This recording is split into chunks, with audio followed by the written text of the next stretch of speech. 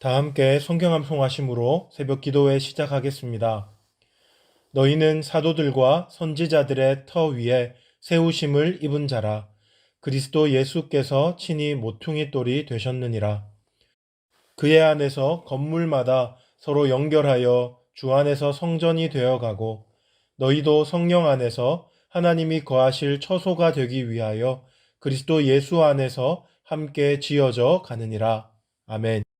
오늘 하나님께서 우리에게 주시는 말씀은 시편 55편 1절로 23절 말씀입니다. 저는 22절과 23절을 봉독해 드리겠습니다. 내 짐을 여호와께 맡기라. 그가 너를 붙드시고 의인의 요동함을 영원히 허락하지 아니하시리로다. 하나님이여, 주께서 그들로 파멸의 웅덩이에 빠지게 하시리이다.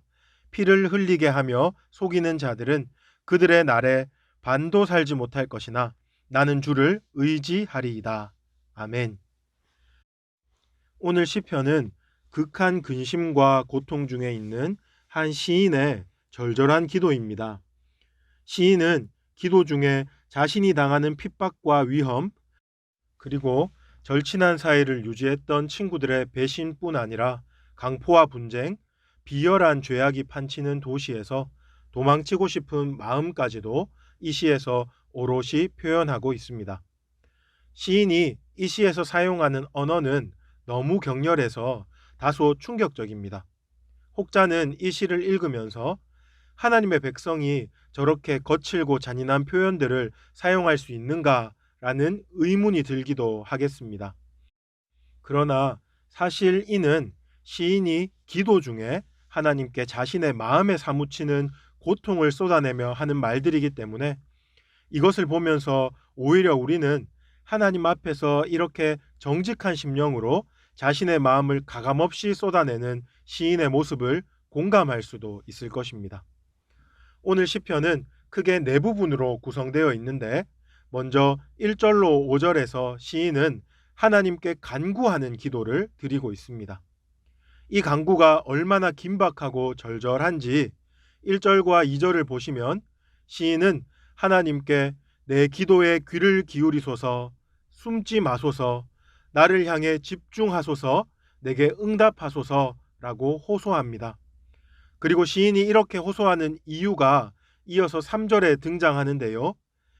시인이 이토록 하나님 앞에 긴박하게 기도하는 까닭은 그의 원수가 그를 밤낮으로 비방하고 있기 때문입니다. 또한 악인이 일어나 의로운 자들을 압제하는 현실 때문이고 그 악인들이 시인까지도 핍박하고 있기 때문입니다. 이러한 상황이 얼마나 극심한지 그는 목숨의 위협과 두려움, 떨림을 실시간으로 경험하고 있습니다. 이러한 상황에서 시인은 6절로 11절에 두 가지 해결책을 생각해냅니다. 먼저는 소극적인 해결책으로서 그 광포와 분쟁의 상황에서 도피하는 것입니다. 6절로 8절에 보시면 그는 비둘기같이 광야로 날아가서 그곳을 피난처로 삼고 편히 쉬기를 원하고 있습니다. 그러나 그러한 소극적인 해결책이 여의치 않았던지 시인은 9절에서 적극적인 해결책을 하나 더 생각해냅니다. 그것은 하나님께서 오셔서 바로 그 원수와 악인들을 멸해버리고 그들의 혀를 잘라 더 이상 아무 소리도 못하게 만들어버리는 것입니다. 하나님께서는 의인을 도우시고 악인을 심판하시는 분이십니다. 그러므로 시인이 제시하는 이 적극적인 해결책이 극단적인 것이라고만 말할 수는 없겠습니다. 하지만 지금 저는 이러한 시인의 기도가 이성적인 기도라고는 생각되어지지 않습니다. 지금 그가 아주 극심한 고통 가운데 있기 때문에 어떻게라도 좀 벗어나고픈 그의 열망을 기도 가운데 쏟아내고 있는 것입니다. 이렇게 뼈아픈 그의 탄식은 이제 신세한탄으로 이어집니다. 12절로 14절인데요.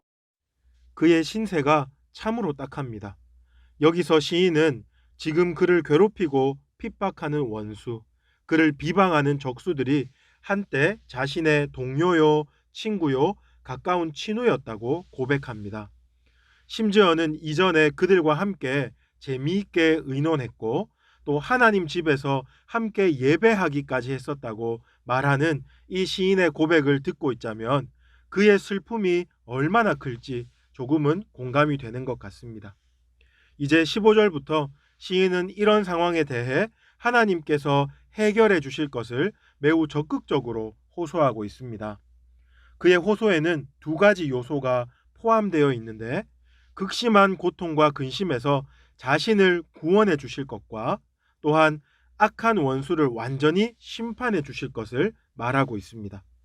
앞서도 제가 잠시 언급했지만 하나님은 의인을 구원하시고 악인을 심판하시는 공의로운 분이시기 때문에 시인의 이러한 기도는 무리가 없어 보입니다.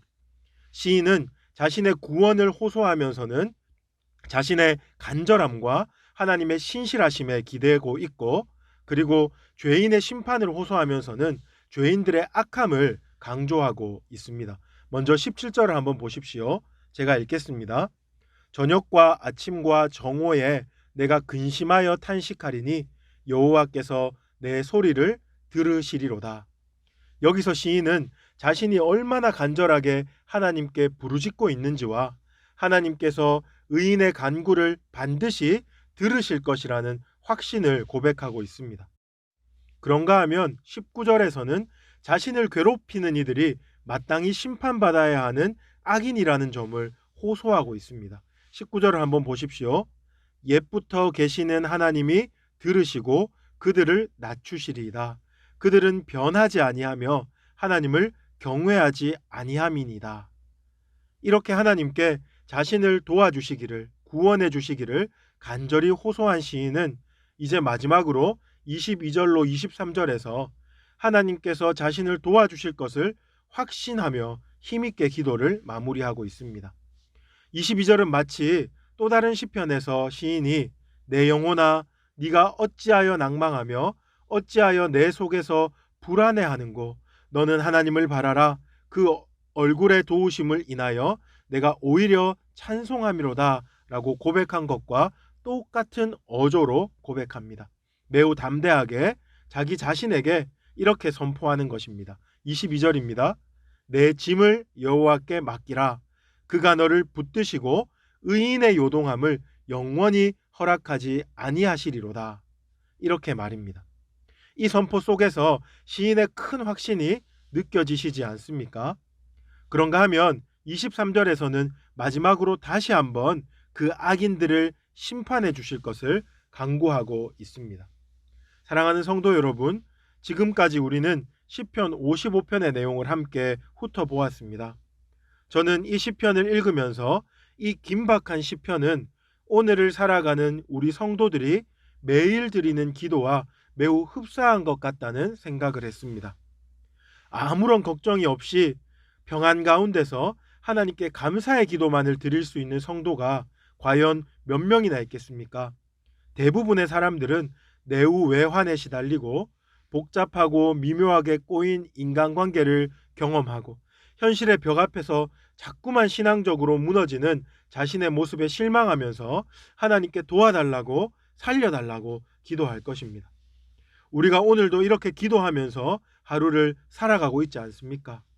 그래서 시인이 느끼는 절망감이 시인이 쏟아내는 탄식이 그리고 그 독한 말들이 이해되고 공감이 되는지도 모르겠습니다.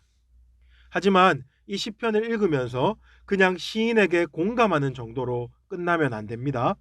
우리는 이 시인의 신앙적인 태도를 반드시 본받아야 합니다.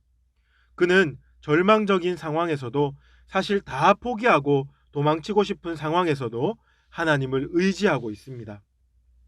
다른 해답을 구하러 비둘기같이 이리저리로 떠돌아다니지 않고 하나님 앞에 진득히 앉아서 기도의 줄을 붙잡고 버티고 인내하며 승부를 보고 있는 것입니다.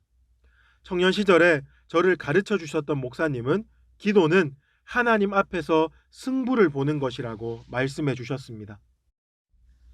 이 말을 자칫 잘못 이해하면 하나님께서 내 기도를 들어주실 때까지 그분의 바짓가랭이를 잡고 땡깡을 부리는 것이라고 기도에 대해서 오해할 수 있습니다. 하지만 그런 것이 아니라 우리의 불안해하는 마음, 도망가고 싶은 마음, 심지어 죽고 싶은 마음이 사라지고 오롯이 하나님만 보일 때까지 버티는 싸움이 기도라는 말입니다. 오늘 이 새벽에 우리가 이 시편의 시인처럼 하나님 앞에서 승부를 보는 기도를 한번 할 수 있기를 바랍니다. 하나님은 하나님만을 의지하는 자를 결코 버리시지 않습니다. 오늘 모두가 모든 짐을 주께 맡기고 주님 앞에서 참된 평강을 누릴 수 있기를 하나님의 이름으로 축복합니다. 들었던 말씀을 기억하면서 함께 합심으로 기도하기 원합니다. 3가지 기도 제목으로 기도할 텐데요. 먼저 우리 가운데 어려움이 닥칠 때에 하나님의 구원을 기다리며 기도로 인내하게 하여 주옵소서. 그 어떤 상황에서도 하나님만 의지하게 하여 주옵소서 기도합시다. 두 번째로 우리나라를 긍휼히 여기사 모든 영역에 하나님의 공의와 사랑이 흘러가게 하여 주옵소서. 위정자들이 하나님을 두려워하게 하시고 정직한 사회가 되게 하여 주옵소서. 지역교회와 선교단체가 부흥을 경험케 하여 주옵소서. 마지막으로 코로나19 사태를 두고 함께 기도합시다. 하나님 아버지, 이 사태가 하루속히 종식되게 하여 주옵시고 이 위기의 때에 우리 가정과 교회를 지켜주시고 모든 성도가 더욱 겸손히 하나님 앞에 엎드릴 수 있도록 도와주옵소서. 나눈 기도 제목 가지고, 여러분 가지고 계신 기도 제목 가지고 우리 주여 부르짖고 합심으로 기도하시겠습니다. 주여.